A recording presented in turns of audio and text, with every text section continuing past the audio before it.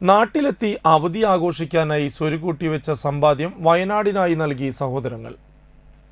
ദുബായിൽ ജോലി ചെയ്യുന്ന കഴിമ്പ്രം പുളിക്കൽ ബിജുവിൻ്റെയും ശ്രീതിയുടെയും മക്കളായ ദക്ഷ, അബിനി എന്നിവരാണ് തങ്ങളുടെ കാശുകുടുക്കയിൽ ശേഖരിച്ച 12,161 രൂപ വയനാട്ടിലെ ദുരിതബാധിതർക്ക് വീട് വെച്ച് നൽകാൻ ഡിവൈഎഫ്ഐക്ക് നൽകിയത്.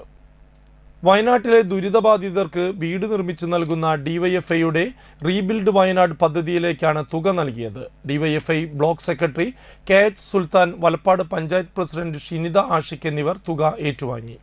CPM നാട്ടിക ഏരിയ കമ്മിറ്റി അംഗം PS ഷജിത്ത് അധ്യക്ഷനായി. ഡിവൈഎഫ്ഐ മേഖലാ secretary CD Nitheesh, Kazhimbram south branch secretary PS Nimod, panchayat standing committee chairperson Prilla Sudhi, KV Rajan, Akshay Sunil എന്നിവർ പങ്കെടുത്തു. ഏറ്റവും വലിയ ഒരു ദുരന്തമായിട്ട് പ്രഖ്യാപിച്ചിട്ട് നമ്മളുടെ മനസ്സിൽ നിന്നത് വിട്ടുപോയിട്ട് കൂടെയില്ല. ഷൈത്തേടൻ പറഞ്ഞു, ഇന്ന് ഗ്രാമപഞ്ചായത്തിൻ്റെ ഭരണസമിതിയുടെ ഐക്യകണ്ഠേനമായ തീരുമാനമായിരുന്നു 5 ലക്ഷം രൂപ മുഖ്യമന്ത്രിയുടെ ദുരിതാശ്വാസ നിധിയിലേക്ക് ഗ്രാമപഞ്ചായത്തിൻ്റെ വിഹിതമായിട്ട് നൽകുന്നതോടൊപ്പം ഗ്രാമപഞ്ചായത്തിലെ എല്ലാ ജനപ്രതിനിധികളും അവരുടെ ഒരു ദിവസത്തെ വേതനം കൂടി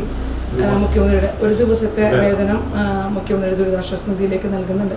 അതുപോലെ കഴിഞ്ഞ കുറച്ച് ദിവസങ്ങളിലായിട്ട് നമ്മൾ ഡിവൈഎഫ്ഐയുടെ നേതൃത്വത്തിൽ 25 വീടുകൾ നമ്മൾ നിർമ്മിക്കുന്നതിൻ്റെ ഭാഗമായിട്ടുള്ള ക്യാമ്പയിനുകൾ ഏറ്റെടുത്തിരിക്കുകയാണ്.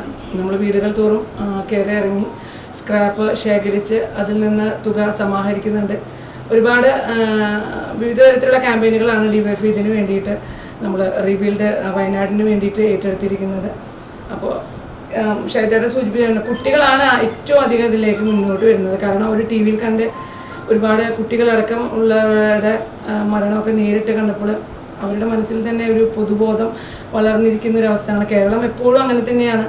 എന്ത് ദുരന്തം വന്നാലും നമ്മൾ ഒറ്റക്കെട്ടായിട്ട് തന്നെ നേരിടാനായിട്ട് മനസ്സ് നിൽക്കുന്ന ആളുകളാണ്.